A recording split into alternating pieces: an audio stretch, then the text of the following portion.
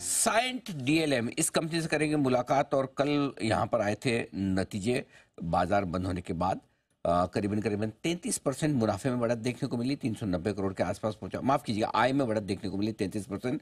कामकाजी मुनाफा 34% बढ़कर 32 करोड़, मार्जिन 8% से थोड़े से बढ़े हैं और मुनाफे में रही है 5% की बढ़त। ये है नंबर्स। आइए मुलाकात करते हैं कंपनी के CFO श्रीनिवास कुलकर्णी साहब हमारे साथ कार्यक्रम में शामिल हो रहे हैं। IT सेक्टर में सर का 27 साल से ज़्यादा का लंबा गहरा अनुभव है और नतीजों पर ही उनसे बात करते हैं। कुलकर्णी साहब, बहुत बहुत स्वागत है आपका सर। Good morning. नतीजे बेहद दमदार दिख रहे हैं, आपके रेवेन्यू और ऑपरेशनल लेवल पर तगड़ी परफॉर्मेंस आती रही है। बताएं सर, क्या कुछ खास कारण रहे हैं इसके? बहुत बहुत शुक्रिया अनिल जी, शो में बुलाने के लिए। Thank you sir. आप इस क्वार्टर में तो हमने ऑर्डर बैकलॉग जो था उसको एग्जीक्यूट किया है। डिमांड काफी रोबस्ट रहा है हमारे बिजनेस में, तो उसी की वजह से 33% ग्रोथ है। आप हाफ ईयर का व्यू भी देखेंगे तो लगभग 30% का ग्रोथ है पिछले साल के हिसाब से। वही हमारा एक्सपेक्टेशन भी था। जैसे ऑर्डर का फेजिंग होता है तो उसके वजह से रेवेन्यू ग्रोथ है और ऑपरेटिंग प्रॉफिट ग्रोथ भी लगभग उतना ही है, 34% है फॉर Q2। प्रॉफिट ग्रोथ में 5% का ग्रोथ है, क्योंकि हमारा फाइनेंसिंग कॉस्ट थोड़ा ऊपर गया है और ये पीरियड में बोरोइंग थोड़े बड़े हैं हमारे, क्योंकि फ्री कैश फ्लो नेगेटिव है first half of the year में। और इसकी वजह ये है कि वर्किंग कैपिटल में थोड़ा ब्लॉकेज है। उसके लिए हम काम कर रहे हैं। अभी ऑलरेडी कम करना शुरू कर दिया हमने बोरोइंग्स को, और उसके हिसाब से फिर प्रॉफिट का भी फिर ग्रोथ लीनियर रहेगा रेवेन्यू और एबिटा ग्रोथ के हिसाब से आगे जाके।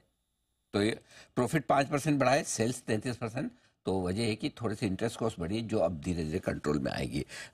दूसरा सवाल सर ऑर्डर बुक को लेकर है। अभी कितनी ऑर्डर बुक है और कितने नए ऑर्डर्स आपने इस पिछली तिमाही में जोड़े? अभी फिलहाल इस क्वार्टर के लिए हमने हमारा ऑर्डर बुक घटा है एक्चुअली क्वार्टर ऑन क्वार्टर। अभी 1900 के करीब 1900 करोड़ के करीब ऑर्डर बुक है हमारा। ये ज्यादा वजह यही है कि एक लंपी ऑर्डर है हमारा, जो हम बहुत तेजी से एग्जीक्यूट कर रहे हैं और जो ऑर्डर इनटेक होता है वो उसी तेजी से नहीं आ रहा है। तो इसकी वजह से ऑर्डर बुक में नेट ऑर्डर बुक में थोड़ा कमी है इस बार।